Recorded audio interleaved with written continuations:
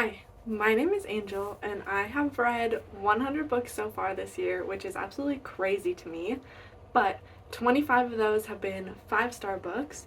So I'm going to do a little speed run here, do a 1-sentence pitch to you guys, and let you know all of my 5 stars from this year. But since it's a speed run, let's have some coffee first. This is, what is it?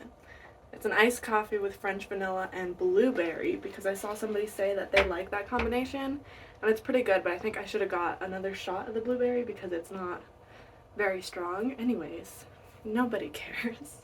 Okay, let's go. Starting with book number 1, Boy Parts by Eliza Clark. A female photographer and unreliable narrator scouts men to use as models, and things get real fucked up real quick. Number 2 is Hunting by Stars by Sherry Dimeline. This is the sequel to The Marrow Thieves, and this is a suspenseful, heart-wrenching dystopian novel that makes you fall deeply in love with each and every one of the characters. Number 3 is Magma by this author, a one-sitting type of read about a woman in an emotionally abusive relationship.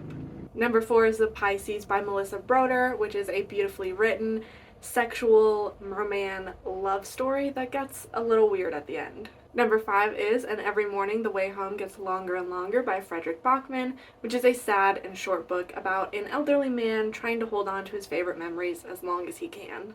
Number 6, One by One by Ruth Ware, which is the perfect wintry, fast-paced thriller. I'm going to stop counting numbers because I think I'm going to forget eventually, but the next one we have is Womb by Duncan Ralston, which is an absolutely repulsive little horror novella that will leave you thinking about it for days. Next is Crossroads by Laurel Hightower, which is a sad and gory story about how far a mother is willing to go to see her dead son one last time. Our Wives Under the Sea by Julia Armfield, which is an unsettling, ambiguous, but beautifully written sapphic horror story. What Moves the Dead by T. Kingfisher. This is a retelling of Edgar Allan Poe's The Fall of the House of Usher, very atmospheric and creepy with the perfect gothic vibe and a beautiful cover. Up next is Finna by Nino Cipri, an odd furniture store where wormholes casually open up and swallow people, and minimum wage employees get tasked with going in after them to find them. Jackal by Aaron E. Adams. In Johnstown, Pennsylvania, young girls tend to go missing a lot, and remember, if you're near the woods and you hear something talking to you, no you didn't. Know My Name by Chanel Miller. A devastating and powerful memoir where the woman who suffered at the hands of Brock Turner comes forward and tells her story. We Are the Ants by Sean David Hutchinson, a coming-of-age, philosophical, existential crisis, but with aliens. The Book of the Most Precious Substance by Sarah Gran. A woman with a sick husband gets involved in sex magic and crazy rituals. God, Emperor of Dune by Frank Herbert, the 4th book in the Dune series where a old worm man talks about life for 500 pages. Waiting for this big truck to go away. Thank you. Okay. The Trees Grew Because I Bled There by Eric LaRocca. Extremely dark and haunting short stories that will stay with you for a long time.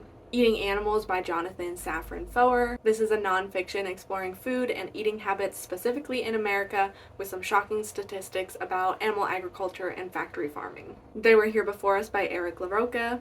A collection of short stories with a cohesive theme, The Only Thing More Brutal Than Nature Is Love, and featuring animal point of views. The Martian by Andy Weir. A man is left alone on Mars and he must figure out how to survive until he can possibly be rescued with dwindling supplies. I swear, the mice know when I'm filming something because then they always go and drink water for like 5 minutes straight.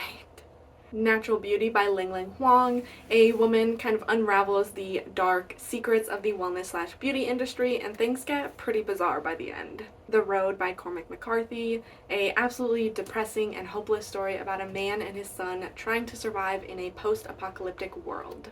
Intercepts by TJ Payne. A government facility experiments on human subjects and things get brutal and gory and very creepy. The Last Word by Taylor Adams. A small-time horror author stalks and torments a woman who leaves a bad review on one of his books. The Need by Helen Phillips. This is a sci-fi thriller where a mother uncovers the lengths that she will go to protect her 2 young children and make sure she never loses them. Alrighty, and that was my quick little speed run of all my 5 stars this year. Once again, I think it's absolutely crazy that I've already read 100 books, and definitely don't feel any pressure if you've read one book this year or 5 books or 200 books. Like, whatever amount is great and you're doing just fine. With that being said, if you've read any of these books, definitely let me know. Even if your opinions are different, I still want to hear them. But thank you so much for watching.